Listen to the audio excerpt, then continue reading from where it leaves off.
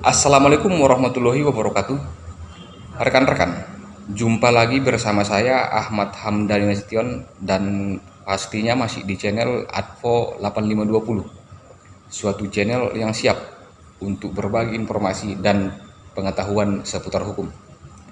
Rekan-rekan, di video kali ini saya ingin berbagi tips dan pengetahuan kepada rekan-rekan tentang bagaimana cara untuk menghadapi panggilan kepolisian. Dan tips ini saya berikan berdasarkan pengalaman saya selama mendampingi beberapa orang yang dipanggil oleh pihak kepolisian terkait dugaan tindak pidana.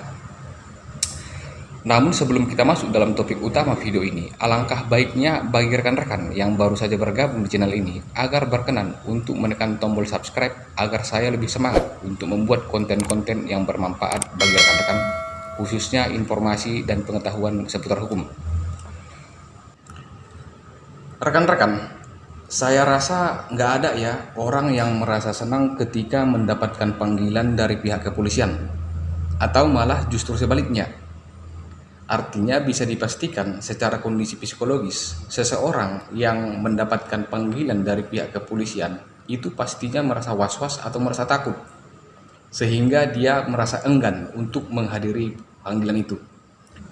Jadi saya rasa tanpa harus berlama-lama, kita langsung aja masuk ke topik utama dalam video ini, yaitu tips menghadapi panggilan dari pihak kepolisian. Jadi rekan-rekan, yang pertama sekali yang harus rekan-rekan perhatikan dalam surat panggilan kepolisian adalah identitas terpanggil. Jadi rekan-rekan harus menyesuaikan dulu identitas yang ada di dalam surat panggilan dengan identitas rekan-rekan. Apakah sudah sesuai identitas yang dipanggil dengan identitas rekan-rekan? Hal ini bertujuan untuk menghindari salah panggil. Jadi hal yang pertama yang perlu diperhatikan adalah identitas terpanggil.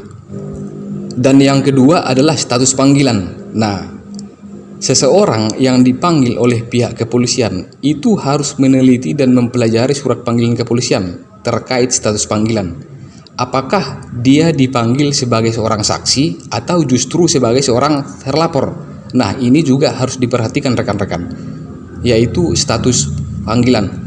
Dan kemudian setelah kita mengetahui status panggilan, kita juga harus melihat di dalam surat panggilan tersebut, kita itu dipanggil dalam kasus apa. Artinya, kita juga harus mengetahui kita itu dipanggil terkait tindak pidana apa. Apakah tindak pidana penipuan, apakah tindak pidana penggelapan, atau dugaan tindak pidana lainnya. Nah, itu dia tips yang ketiga rekan-rekan, lihat dalam kasus apa. Dan kemudian tips yang keempat adalah, lihat kepada siapa Anda harus memenuhi panggilan tersebut. Nah, rekan-rekan, di dalam surat panggilan kepolisian itu sudah mencantumkan nama-nama penyidik yang wajib ditemui oleh orang yang telah menerima panggilan kepolisian. Jadi, yang perlu diperhatikan juga adalah nama-nama penyidik yang wajib kita temui di kantor polisi nanti. Dan kemudian setelah kita memperhatikan nama-nama yang akan kita temui di kantor polisi nanti, maka kita juga harus mengetahui waktu dan tempatnya. Setelah kita mengetahui waktu dan tempat yang telah ditentukan dalam surat panggilan tersebut, maka langkah selanjutnya yang kita lakukan adalah menemui penyidik tersebut.